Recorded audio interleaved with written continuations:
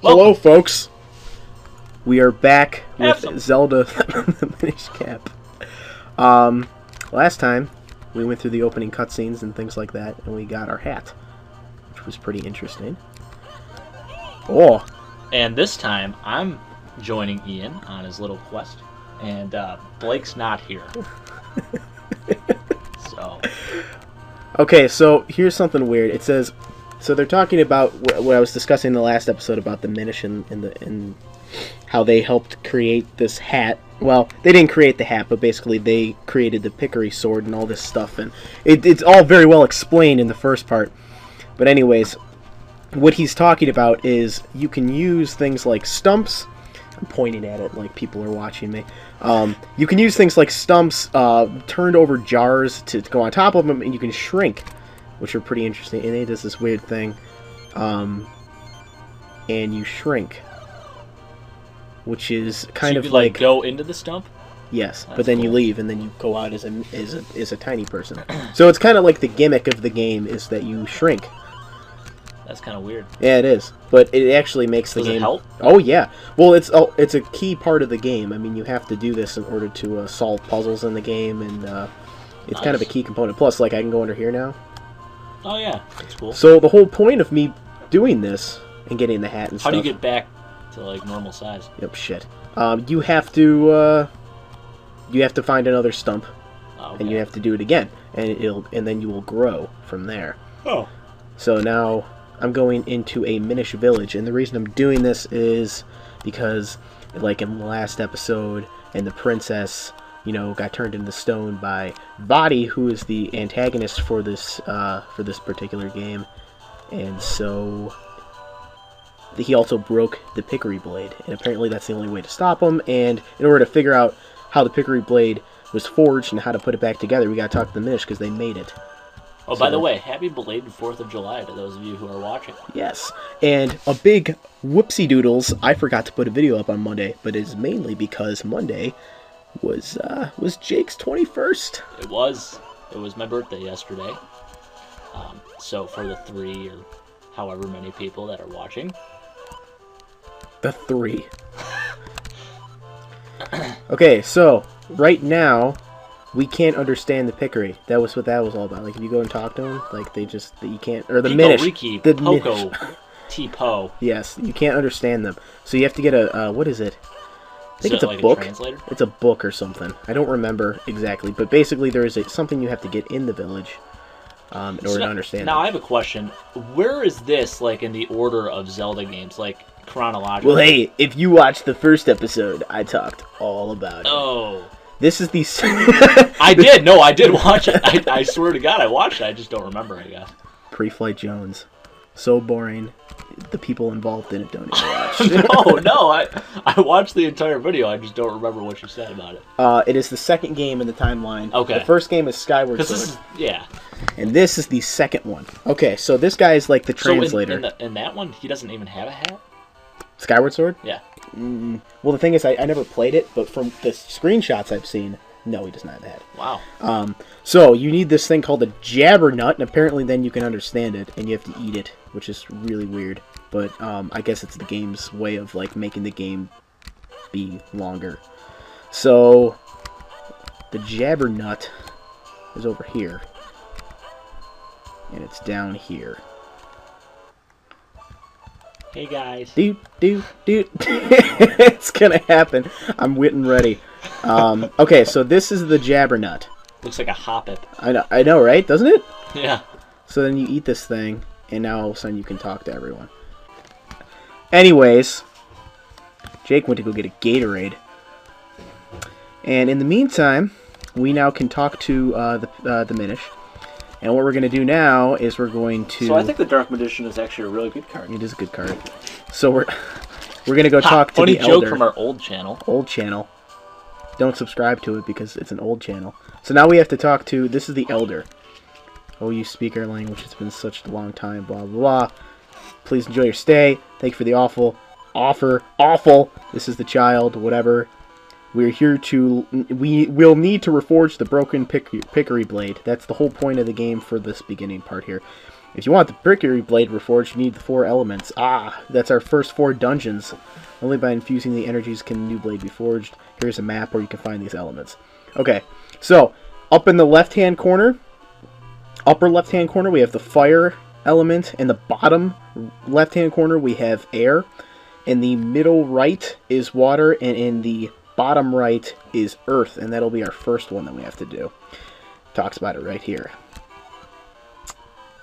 Speak to Festari, and that's the dude that told us to get the nut. The nuts. The nuts. You know, the absolute nuts. I'm glad you're not like the people who like literally read everything that the characters say. I don't know why. Like, I guess I don't mind it too much, but and then they make voices for him. And here's the thing. Like, I love watching like Marilyn's videos. Marilyn! But he is very notorious for doing that. And sometimes I literally have to turn the volume all the way down. And I'm sorry, I'm not trying to be a jerk. I love his videos, like I said. But there are times where it's like, alright. You're getting shut the fuck up pretty really just now. Exactly. Alright, so here's the first shrine. And here we go, guys. This is the first dungeon. This is the first fucking dungeon. I'd like to continue by saying about the music. I was talking about the music in this game. I really like the music in this game. This is the first dungeon in the game, and this is one of those. Oh. Oh. Oh.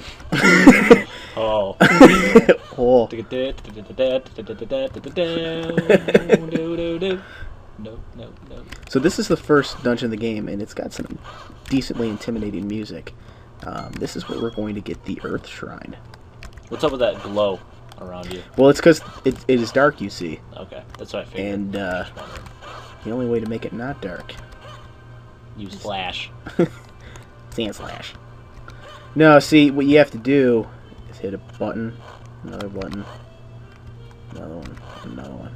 And then for some stupid reason they give you a key, which is obviously used on the first door. I mean, like, why bother with that? Why not just give me why just not let me open the door? I just want to make things interesting. Humph.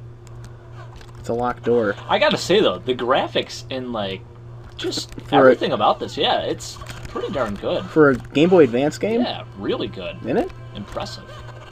And I think the animation is pretty good. I mean, you remember, like, it's like one frame of this, this for like Pokemon, and like his whole thing is animated, and even the was this for the SP or was it for the actual Game Boy Advance? Okay, so this is kind of a weird gimmick that also is in this game. So you grab these mushrooms and then they fling you, and depending on how far back you that's actually you pull it. Yeah, depending on how far back you pull the mushroom is how much farther you will be launched in the air. Oh, see, now I can't kill that thing without the main item in this map. Or in this dungeon, I should say. And the other thing, too, about this game is...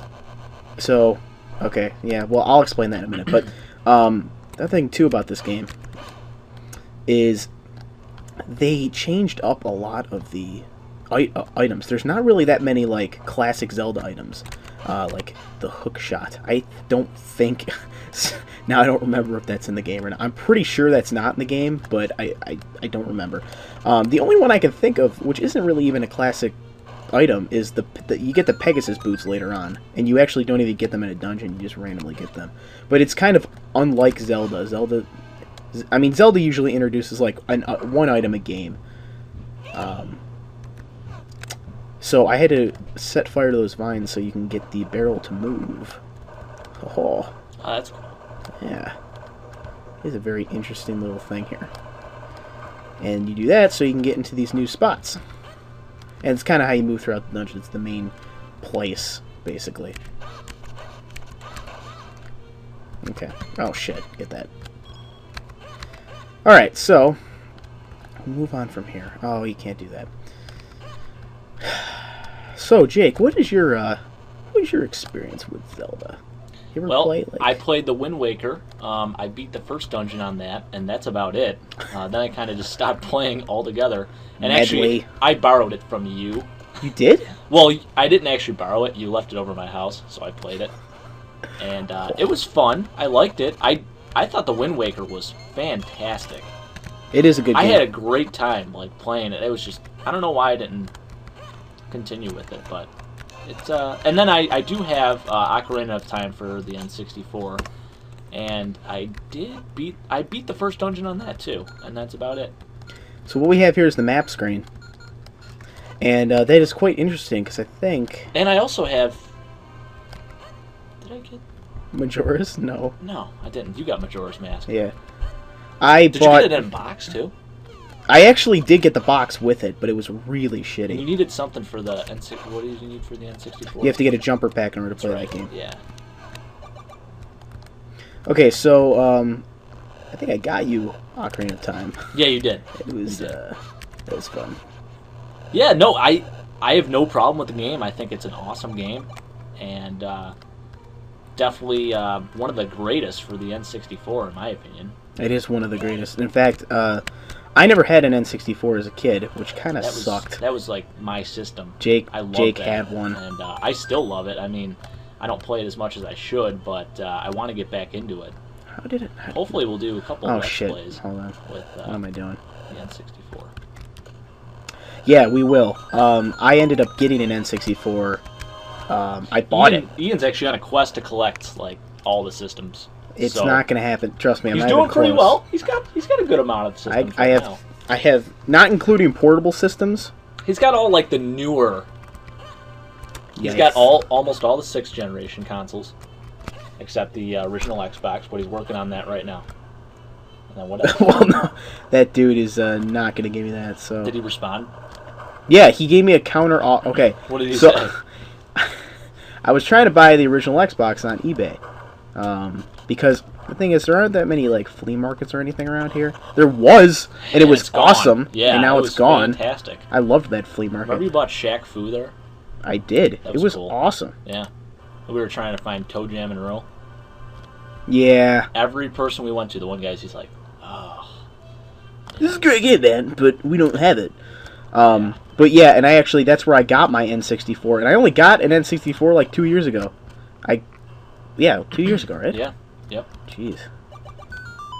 But I only got it very recently, and the only experience I had with the console was Jake had it as a kid, and we'd always play Pokemon Stadium. That was our big game. But anyways, so I was trying to buy an original Xbox, and I found it for $41, which is like a complete like rip-off. And it for the original. It was Xbox. the console only too. Yeah, it was. It wasn't even having any cords. So I sent him a pity offer, and I was like, hey, I'll pay $25 for it, and he sent me a counter offer of $40. So he reduced the price by $1. That's $1. I'm like, okay, well, obviously this isn't gonna work. Okay. Shit, I forget how you're supposed to do this. Well, first you got to use strength. Yikes. Not in the game. No, I remember how you're supposed to do it, but I remember. Anyways, so I currently have, not including portable consoles, I have 10. I have the Sega Genesis. I have the NES. I just recently got the PlayStation, the original PlayStation, which I found at a Goodwill for $15, and I got two controllers with it, which was nice. The only game I have for it is Yu-Gi-Oh! Forbidden Memories, which I bought as a kid, and I actually played it on my PlayStation 2, which is another console I have. I have the PlayStation 4. I have the Xbox 360. I have the Sega Dreamcast, which was my second console. Oh, wow. Wow. And I have I guess now I have the Nintendo Wii. Yep. Since it was Jake's. Sure was. But I guess it's mine now. So I have that, and I also have the GameCube. And I think that's everything that I own currently. Yes, it is. So I have a decent collection. It's not anything that great. I mean, I barely have any games for those consoles. I mean, except for the PlayStation 2, I have like 60-something, and the Xbox 360, I have 50-something. So, other than that, I don't have very many games for them, but I'm working on that. I'm trying to find good prices, and the only problem with that is because there's no flea markets, and there's only a couple Goodwills near me. I don't really get that opportunity. Oh, there's something weird you got to do with this too, but I don't really remember it. I'll work on that later. Alright, this is the compass. Nice. The compass allows you to see hidden items throughout. Is it like the item finder in Pokemon, pretty much? Well, sort of. I mean, take a look. It shows you where chests are in the thing. Oh, okay. In the game, basically. Oh, that's actually probably more useful then. Yes, because it actually directly tells you and shows you where they are. Oh, I hate these things because you can't kill them until you get the item in this game. I So you can't just run away from them? Well, yeah, and the only thing you can hit them with your sword. It'll stun them? Yeah, it doesn't really do much. Like, it doesn't even stun them. It just like pushes them away a little bit. That's stupid. That's it. You have to get the item in the game, which I do not have. Okay, so that is the mini-boss. Every Zelda game has a mini-boss. If you haven't played Zelda game, I'm not really sure why you chose this as your first Zelda game. But, I mean, I like this game, but I don't really get it. Okay, so here's how you kill this guy. Just mash. Well, because you have an emulator. Of course, it actually doesn't do any more damage than it normally would do. Just because. You'd be surprised. It really doesn't do that much more damage. So, that's how you defeat him. It's very simple. You just hit his nose, and then he goes gray. Freezes. And then you hit his heart, which is for some reason in his tail. And now he's dead. So, anyways, if you haven't played a Zelda game before, you always have a mini-boss before the actual boss. And when you get the mini-boss, you get the item of the temple. And in this case, I get the Gust Jar, which is actually, you know, normally new Zelda items are kind of hit or miss a lot of the times. I personally think this is a huge hit. I love the Gust Jar. It is so useful in a lot of weird ways. So you can use things like this, and then you can attack people with it. And you can also push yourself backwards, which actually comes in handy in a lot of cases. So you can take these spiders up. You can suck up enemies, too, and then shoot them out at other enemies, which is really cool. So we're almost out of time, as a matter of fact. But I think what I'm going to do is, now that I have the Gust Jar, I'm going to go ahead and say sayonara for right now, everyone. I'm going to go ahead and save the game. Got to show to save the game. Prove I'm doing it right on an emulator. So, you've seen at least half of this first dungeon. I hope you enjoyed, everyone, and have a great day.